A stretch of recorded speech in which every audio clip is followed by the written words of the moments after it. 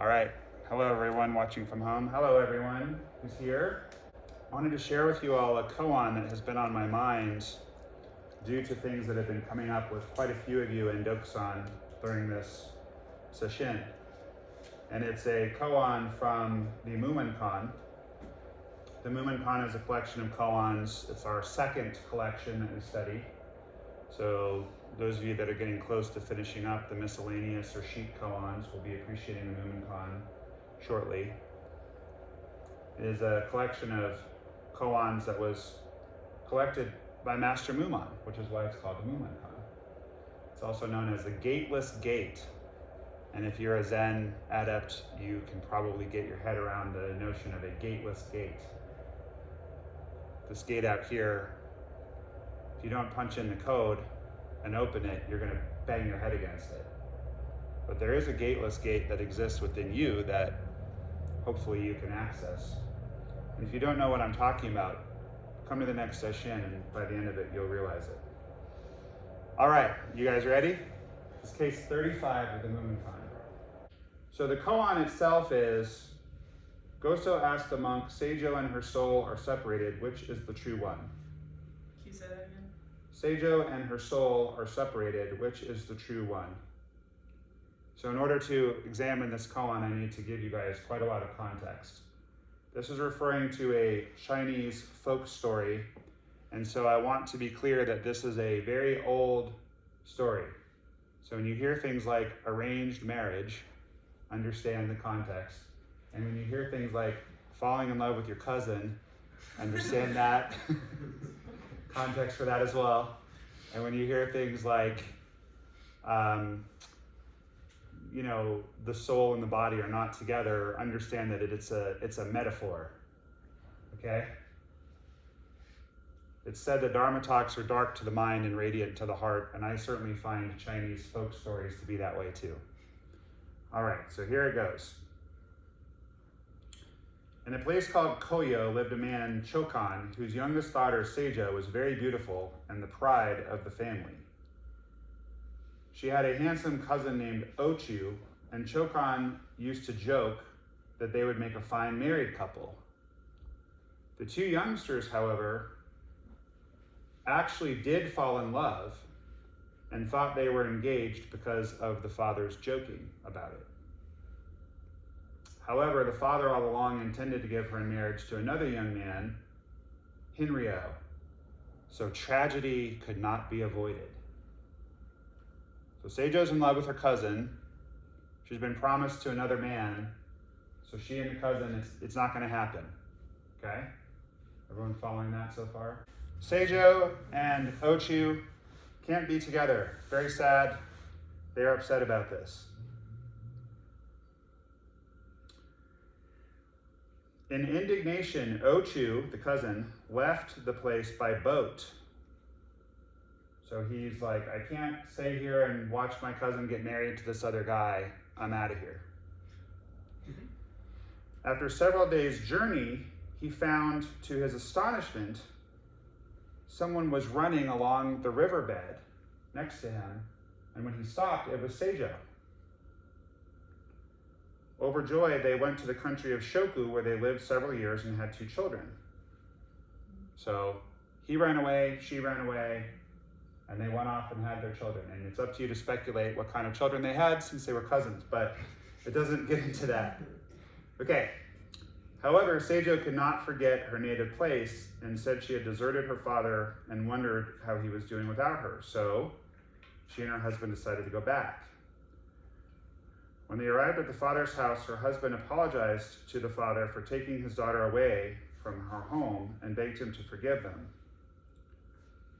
However, the father did not recognize Seijo. And he said, what is the meaning of this? Who is this woman? This is Seijo, Ochu replied. Nonsense, said Chokan. Seijo became ill ever since you left and has been in bed for many years. This is not my daughter Seijo. Chokan then told them that after Ochu had left, the Seijo that remained behind had never spoken and lain there as if in a stupor. Seijo said that she hadn't known her body was in the house. When she'd felt Ochu's love and seen him go, she'd followed him as if in a dream, but after that remembered nothing. So then Master Goso asks, which is the true Seijo? That's the koan. And Roshi Philip Kapleau, one of the early American Zen teachers and author of the 3 Pillars of Zen, helps us out here by saying, of course, the real question is, what is our true nature?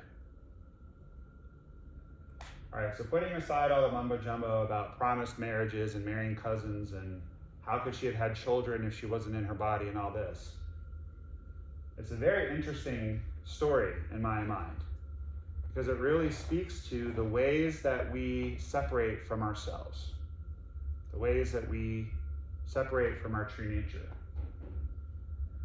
So in Dokusan this week, I've been hearing things like, how do I perform both of my 2 jobs successfully?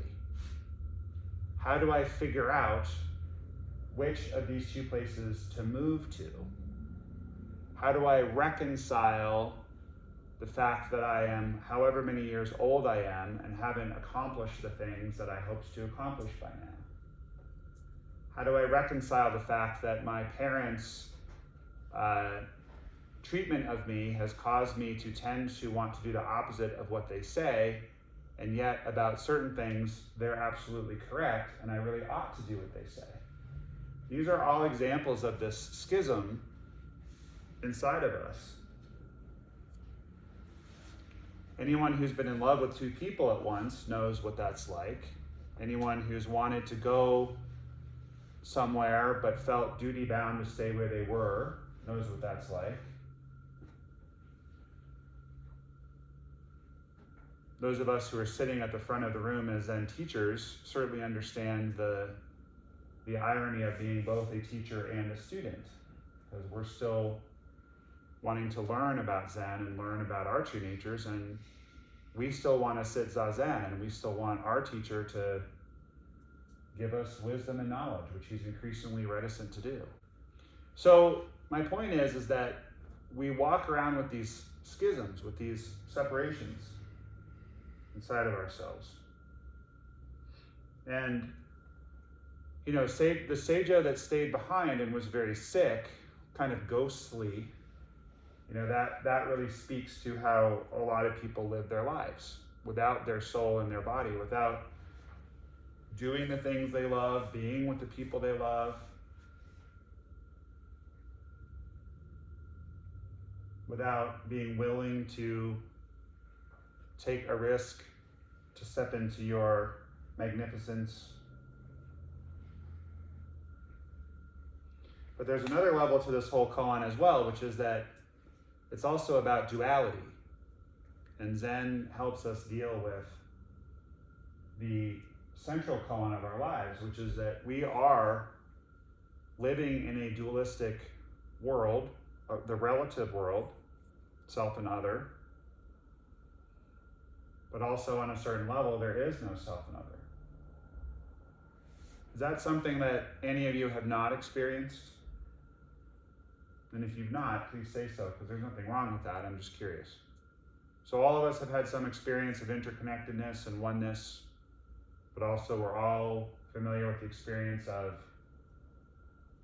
I'm up here getting the talk, you guys are all listening to the talk. There's all of these dualisms. So on one level, I am one person who you can call Josh or Dinan or Roshi or whatever. But on another level, I'm playing all of these different roles depending on the situation. And even when I'm sitting in there giving Dokusan, I'm playing different roles because each of you needs different things. Each of you is a different place in your practice, and each of you has a different level of comfort and rapport with me. So even there, sitting in there as a Zen teacher, there's different me's showing up. So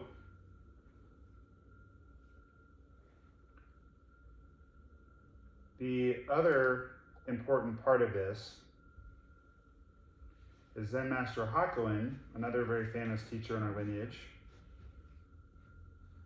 says, this self is no self. So This koan is about our two selves and making our two selves into one self, but then the one self is no self. So 2 equals 1 equals 0. So what are we supposed to do with that? You know, I've been pondering during this session the things that have changed in my life in the last year, because it's the end of the year. And there's people that are in my life now that weren't a year ago, whom I'm very grateful for. Or they were, but we've gotten closer.